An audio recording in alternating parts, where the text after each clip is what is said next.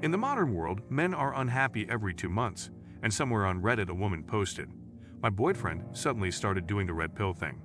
A name came up, followed by 4 or 6 paragraphs explaining that her boyfriend was now a controlling, sadistic crap who worked out and wanted to sleep more with her. These clues are picked up by the brainwashing agency, and they're eager to point out, you see, the red pill doesn't work. It just sends relationships and turns people into bad guys, no matter what the red pill's behavior is or not.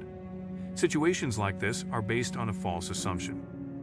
To put it simply, in an example like this, the wife suggests that before the husband changed, their relationship was actually fine and he was actually happy.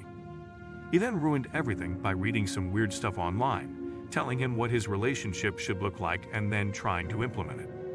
Which begs the question, if the relationship is fine until the boyfriend is all out on his wife, why is he trying to change things? Why does he go online and visit the manosphere? If he's still happy with his relationship, why is he trying to improve his bedroom life and become more confident? The red pill is here because men are unhappy. You don't want to be sweet and sensitive, be a woman thing all day, be the perfect boyfriend, but go to bed every 6 weeks, pay for expensive dates and gifts, sacrifice personal time, be abused and threatened with breakups. Those perfect behaviors falls off easily. They don't want to refund massages and foot massages, stay at home 1 weekend a month while their wives date girls, get disrespected, and talk behind their backs, get scammed. They don't want women to move in rent-free and are forced to buy a 4-figure ring and tie their finances to someone earning less than half because they've been dating for a while. Now is the time they should do it. Of course, all is well for these girlfriends, but all is not well for men. All is not good. Men have had enough. When a 28-year-old man with a 5-year-old legal girlfriend stumbles across the red pill, you'll read stories about men who don't have or want a girlfriend. They don't need girlfriends because they often have 4 or 5 women sleeping with them outside of their relationship. They hardly spend a penny on dates or events. They impress women almost at every turn, but girls always seem to have had enough, and these guys do what seems so simple. Exercise, focus on your business. Practice your social skills and become more confident. Develop useful skills and fun hobbies. Essentially, stop wasting time. Read nonfiction instead of fiction. Watch less TV and play video games less. Stop twitching. Take this time to do something that will make you better physically, mentally, or socially. The red pill tells people that their time is precious and should be put to good use. Meanwhile, the red pill is telling men that since their time is their most precious resource, they should stop wasting time on women unless they get paid for it.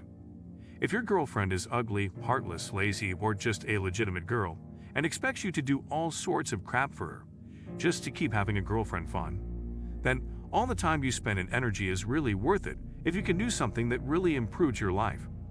The red pill exists because many men are unhappy. Because these supposedly good relationships are not good at all. Because men give so much to their wives and get so little, assuming they just exist. Just being present in a man's life is all a woman does to be his priority. Men should be their own voices for justice. I have a girlfriend and nothing else. Men are fed up with this. Underage boys continue to take the red pill and ruin our relationship. Reddit posts may not actually go to the site for instructions on how to piss off your girlfriend. They are just normal people who know deep down that something is wrong. They are wasting their lives and they are unhappy. It's not her friend's fault, it's her fault. One day, for whatever reason, they decide to try and take control of their lives and relationships and build something they are truly proud of. The first and second steps in the process involve sticking to yourself and living the way you want, and expecting the people you're with to add value to your life that matches your extended value. The rest of the world hates this behavior because it lives in the soul and destroys relationships. How sad is this? I don't even know when that happened. At this point, it's not even rocket science. All of this used to be part of basic human knowledge. You should work hard in a relationship and get something in return. It used to be a mutual exchange, it was a co-construction thing. I don't know when we, as a society, did it become normal for women to be so empowered that it became the basic state that women just exist and be a rag doll in a relationship. Maybe she likes what you do for her everything of. Every now and then she will give you a happy ending. I don't know how on earth women get their self-esteem so great that they don't even think of themselves as human anymore. What's more, society has made them so empowered that they think there's nothing wrong with treating their men like absolute trash. When every TikTok you see, every Reddit post about men's mental health gets the same reaction. you know something is wrong, and who cares? No one really cares about my sanity, so I'm not waving it around in front of everyone. It's as if we built a whole society and made a whole race miserable. Married men are not happy. Men in love are not happy. Men who try to date are not happy. At some point, you have to realize that something is wrong. Of course, the people at the top have their fun. Yes, of course, nature does. The life of a man is cruel and extremely cruel. The ones above took everything, and the rest were below them, trying to do whatever they wanted. Life has always been hard for us.